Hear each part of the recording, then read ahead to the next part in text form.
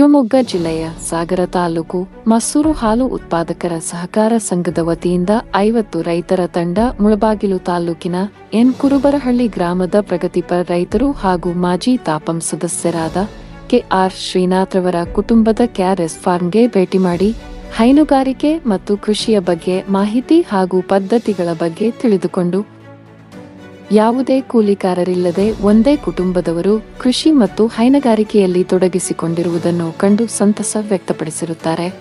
ಅಬಿರವರು ಕುರಿ ಸಾಕಾಣಿಕೆ ಮತ್ತು ಹೈನುಗಾರಿಕೆಯ ಬಗ್ಗೆ ವಿವರಿಸಿರುತ್ತಾರೆ.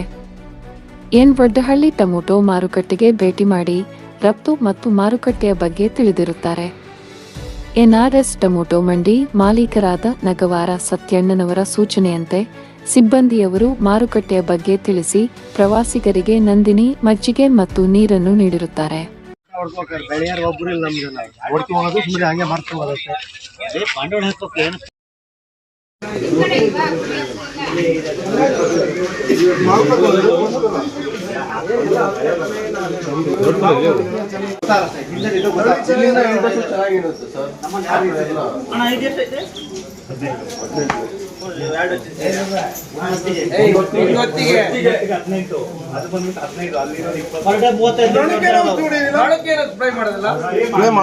ಸ್ವೀಟ್ ಕಾರ್ನ್ ಐತೆ ಅಲ್ಲ ಅದಕ್ಕೆ